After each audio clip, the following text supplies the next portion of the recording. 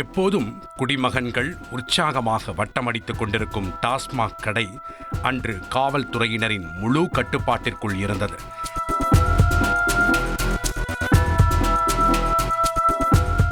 சம்பவ இடத்தை ஆராய்ந்த தடயவியல் நிபுணர்கள் அங்கு உடைந்து கிடந்த பியர் பாட்டிலில் இருந்த ஃபிங்கர் பிரிண்ட்ஸையும் இரத்தக் கறைகளையும் சேகரித்துக் கொண்டிருந்தனர்.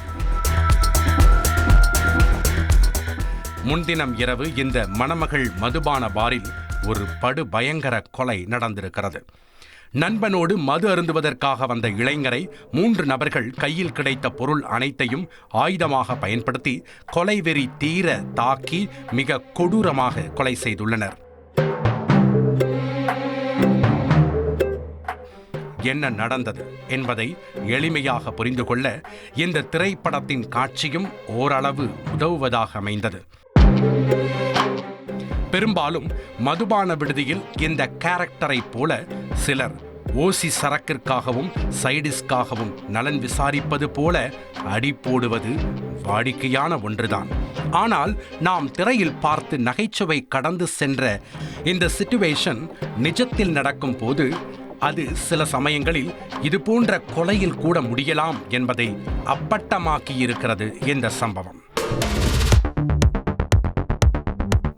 கொல்லப்பட்டவர் 29 வயதான மாரிமுத்து.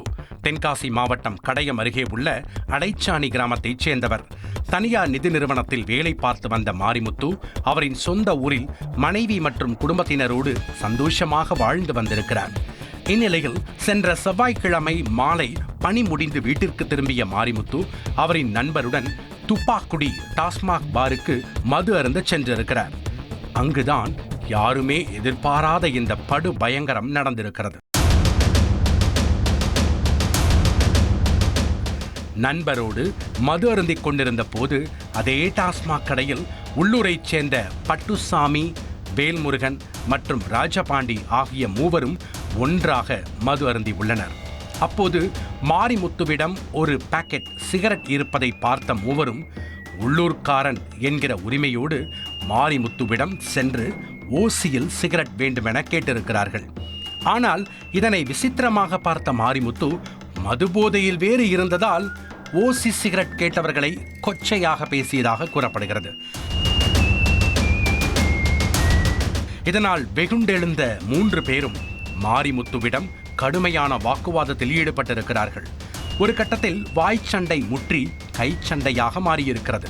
இரு தரப்பினரும் மேஜையில் இருந்த பியர் பாட்டிலால் மாறி மாறி தாக்கி உள்ளனர். இதில் பட்டுசாமியின் தலையில் பலத்த காயம் ஏற்பட்டு ரத்தம் வழிந்திருக்கிறது. ரத்தம் பார்த்ததும் நரம்புகள் புடைக்க சூடேறிய உள்ளூரைச் சேர்ந்த மூவரும் மாரிமுத்துவை பியர் பாட்டில் மற்றும் உருட்டுக்கட்டையால் கொலைவெறி தீர கண்மூடித்தனமாக தாக்கியுள்ளனர். இதில் படுகாயமடைந்த மாரிமுத்துவின் உடலில் இருந்து அளவுக்கு அதிகமான ரத்தம் வெளியேறியதால் அவர் சம்பவ இடத்திலேயே பரிதாபமாக இறந்து போயிருக்கிறார். நடந்த சம்பவம் தொடர்பாக கொலை வழக்கு பதிவு செய்த போலீசார் கொலையாளிகள் பட்டுச்சாமி, வேல்முருகன் மற்றும் ராஜபாண்டி ஆகிய மூவரையும் கைது செய்துள்ளனர். இதில் பட்டுச்சாமிக்கும் தலையில் பலத்த காயம் ஏற்பட்டதால் அவரை மருத்துவமனையில் அனுமதித்து சிகிச்சை அளித்திருக்கிறார்கள். முழுமையான விசாரணைக்கு பிறகே ஓசி சிகரெட் மட்டும்தான் நடந்த பிரச்சனைக்கு காரணமா அல்லது 2 தரப்பினருக்கும் ஏதேனும் முன்விரோதம் உள்ளதா என்பது தெரிய வரும்.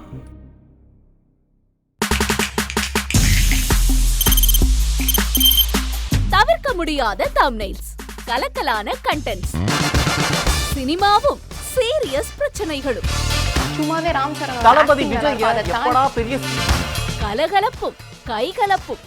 Me too love you. Thank you sir. Mass ஏத்துறது ஏற்ற தெரிக்குதனாலே டன் தான். பிரேக்கே இல்லாமல் பிரேக்கிங் நியூஸ் சொல்லும் தந்தி டிவி ஆப். இன்ஸ்டா தலைமுறை வரை இறங்கி அடிக்கும் தந்தி டிவியின் டிஜிட்டல் எக்ஸ்க்ளூசிவ். பாடி காமிச்சீங்க. அது அதை விட மோசம். இல்ல பாடி காமிச்சீங்கன்னா அது இன்னும் வெரி பேட். தந்தி டிவி ஆப்பை இலவசமா டவுன்லோட் செய்யுங்க. ஃபாலோ பண்ணுங்க, சப்ஸ்கிரைப் பண்ணுங்க, என்ஜாய் பண்ணுங்க.